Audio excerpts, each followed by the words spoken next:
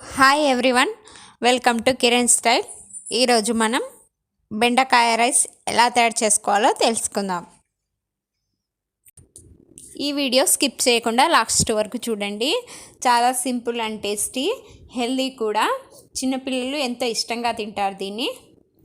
ప్రిపరేషన్లోకి వెళ్దాం. ఇప్పుడు ముందు బెండకాయలను కట్ చేసి పెట్టుకోవాలి.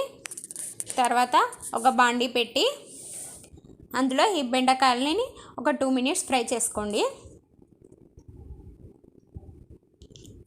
తర్వాత వేరే ప్యాన్ పెట్టేసి 2 tablespoons ఆయిల్ వేసి ఆయిల్ హీట్ ఎక్కిన తర్వాత అందులో ఆవాలు,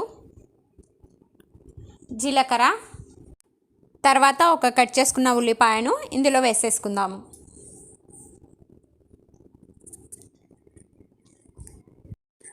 ఉల్లిపాయలు కాసేపు వేయించుకున్న తర్వాత 2 పచ్చిమిరపకాయలను వేసుకోండి. పచ్చిమిరపకాయలు కట్ చేసుకొని వేసుకోండి. తర్వాత కాస్త ఎర్రగా అయిపోయేంత వరకు ఫ్రై చేసుకుందాము. తర్వాత బెండకాయలని వేయించి పెట్టుకున్నాం కదా, ఆ బెండకాయలని వేసి ఇందులో ఒక 10 minutes పాటు ఫ్రై చేసుకుందాము. ముందే బెండకాయలు బాండీలో వేయించుకోవడం వల్ల అందులో ఉన్న జిగురు పోతుంది. బెండకాయలు తినడం వల్ల ఎలాంటి ఉపయోగాలు ఉన్నాయో కింద డిస్క్రిప్షన్ బాక్స్లో లింక్ ఇచ్చాను, చెక్ చేయండి. ఒక 10 minutes ఫ్రై చేసుకున్న తర్వాత ఇందులో పసుపు,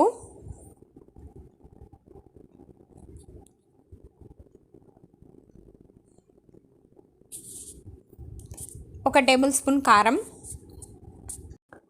ఒక టేబుల్ స్పూన్ సాంబార్ పౌడర్ వేసి కలుపుకుందాము. సాంబార్ పౌడర్ వల్లే ఇందులో టేస్ట్ వస్తుంది.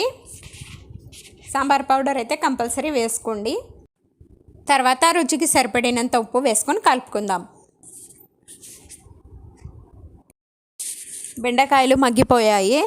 ఇప్పుడు ముందే ఉడికించి పెట్టుకున్న అన్నాన్ని వేసి ఇందులో కలుపుకుందాము.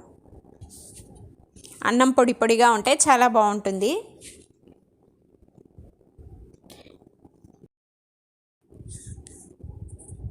దీన్ని ఇప్పుడు బాగా కలుపుకుందాము.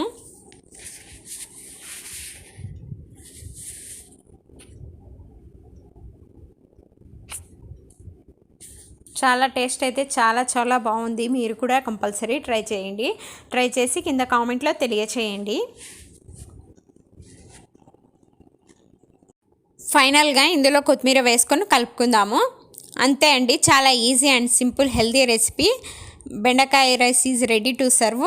Thanks for watching. ఈ వీడియో మీకు నచ్చినట్లయితే లైక్ చేయండి, మీ ఫ్రెండ్స్ అండ్ ఫ్యామిలీ మెంబర్స్కి షేర్ చేయండి, అండ్ సబ్స్క్రైబ్ చేసుకోవడం మాత్రం మర్చిపోవద్దండి.